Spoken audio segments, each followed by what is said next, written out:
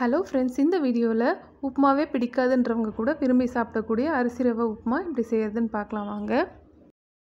இப்போ இந்த உப்புமா செய்ய ஒரு பேன் சூடு பண்ணி அதில் 3 கப் அளவு பச்சரிசியில் செஞ்ச ரவை எடுத்துக்கலாம். இது வீட்டில் செஞ்ச ரவை. இதுக்கு பதிலாக நீங்கள் கடையில் கிடைக்கிற இட்லி ரவான்னு கிடைக்கும், அதை கூட யூஸ் பண்ணிக்கலாம். இப்போ இந்த ரவையை சேர்த்தப்புறம் சிம்லேயே வச்சு இதை ஒரு 10 நிமிஷம் நல்லா வறுத்து எடுத்துக்கணும். ரவை வறுப்பட்டது நல்ல ஒரு வாசனை வரும் நமக்கு. நம்ம பொறுமையாக இதை வறுக்கிறதுக்குள்ளாரையும் உப்புமாக்கு வேண்டிய வெங்காயம், பச்சை மிளகா, இஞ்சி இதெல்லாம் நறுக்கி வச்சுக்கலாம். கூடவே பக்கத்தில் இன்னொரு பேனில் இந்த உப்புமா செய்ய தேவையான அளவு தண்ணியும் வச்சுக்கலாம் சூடு பண்ணி. 3 கப் அளவு ரவை எடுத்திருக்கேன். 1 கப்புக்கு 3 கப்புன்ற ரேஷியோவில் எடுத்திருக்கேன். ஸோ 9 கப் அளவு தண்ணி இந்த பாத்திரத்தில் சூடாகிட்டுருக்கு. ஒரு பக்கம் இந்த அரிசி ரவை வறுப்பட்டுருக்கு, இன்னொரு பக்கம் தண்ணி கொதிச்சிட்ருக்கு. அதுக்குள்ளேயும் 3 பெரிய வெங்காயத்தை நல்லா பொடியாக நறுக்கி எடுத்துகிட்ருக்கேன். 4 பச்சை மிளகா பாதியாக நறுக்கி எடுத்திருக்கேன். 1 இன்ச் அளவுக்கு இஞ்சியும் சின்ன சின்ன பீஸாக கட் பண்ணி எடுத்துகிட்ருக்கேன்.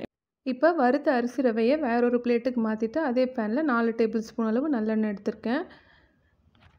இப்போ இந்த எண்ணெய் காஞ்சதும் இதில் 1/2 டீஸ்பூன் அளவு கடுகு, 2 டேபிள் ஸ்பூன் அளவு கடலைப்பருப்பு, 2 டேபிள் ஸ்பூன் அளவு உளுத்தம்பருப்பு இதெல்லாம் சேர்த்துக்கலாம். இந்த பருப்பெல்லாம் நல்லா செவக்க வறுத்துக்கிட்ட அப்புறம் இதில் நறுக்கி வச்சுருக்க இஞ்சி சேர்த்துக்கலாம்.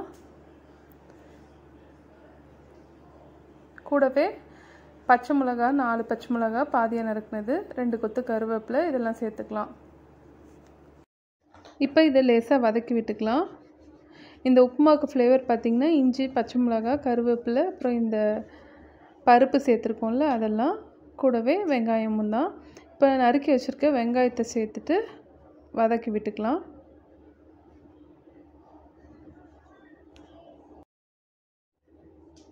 இப்போ இந்த உப்புமாவுக்கு தேவையான அளவு உப்பு சேர்த்துக்கலாம்.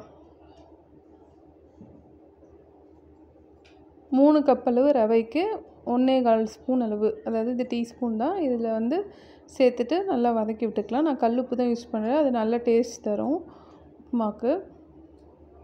இப்போ வெங்காயம் நல்லா வதங்கிருச்சு. இதில் பக்கத்தில் கொதிக்க வச்சுருக்க அந்த தண்ணி அளந்து எடுத்து வச்சுருக்கோம்ல அதை சேர்த்துக்கலாம். தண்ணி சேர்த்துட்டு இந்த உப்பு கரையிற வரையிலும் கொஞ்சம் நேரம் வெயிட் பண்ணலாம். நல்லா இந்த மாதிரி கொதித்து வரும்போது நம்ம ஒரு கையில் கலந்துக்கிட்டே இன்னொரு கையில் ரவையை கொஞ்சம் கொஞ்சமாக சேர்த்து மிக்ஸ் பண்ணி விட்டுக்கலாம். சேர்த்த உடனே இந்த மாதிரி நமக்கு ஒரு 2 நிமிஷத்துக்கெலாம் நல்லா அந்த தண்ணி அப்சர்வ் பண்ணிவிட்டு இந்த அரிசி ரவை குக் ஆகி வரும். இப்போ இதை நல்லா மிக்ஸ் பண்ணி வச்சுட்டு நம்ம மூடி போட்டு இதை ஒரு 5 மினிட்ஸ் சிம்லேயே வச்சுக்கலாம். 5 நிமிஷம் சிம்மில் வச்சா போதும். நல்லா ரவை குக் ஆகி நமக்கு உப்புமா நல்லா வெந்து வந்துடும். ரவா உப்புமா போல் இல்லாமல் இது கொஞ்சம் டைம் எடுக்கும் குக் ஆகிறதுக்கு. பட் சிம்லேயே வச்சு குக் பண்ணிக்கோங்க, நல்லாயிருக்கும். கடைசியாக கொஞ்சமாக எண்ணெய் சேர்த்துட்டு நல்லா இந்த மாதிரி மிக்ஸ் பண்ணி விட்டுக்கலாம். நல்லெண்ணெய் யூஸ் பண்ணால் ரொம்ப டேஸ்ட்டாக இருக்கும். வேணும்னா நீங்கள் நெய் கூட யூஸ் பண்ணிக்கலாம், நெய் டேஸ்ட் பிடிக்கும்னா. இப்போ இது எல்லாத்தையும் நல்லா கலந்து விட்டுட்டா நமக்கு உதிரி உதிரியான உப்புமா தயாராகிருச்சு. ரொம்ப டேஸ்ட்டாக இருக்கும் இந்த அரிசி ரவை உப்புமா. ஒரு தடவை ட்ரை பண்ணி பாருங்கள். இப்போ கடைசியாக கொஞ்சமாக பொடியாக நறுக்குனா கொத்தமல்லி இலை தூவி இதை சர்வ் பண்ண வேண்டியதான். இந்த உப்புமாவுக்கு பெஸ்ட் காம்பினேஷன் பார்த்திங்கன்னா தேங்காய் சட்னி தான்.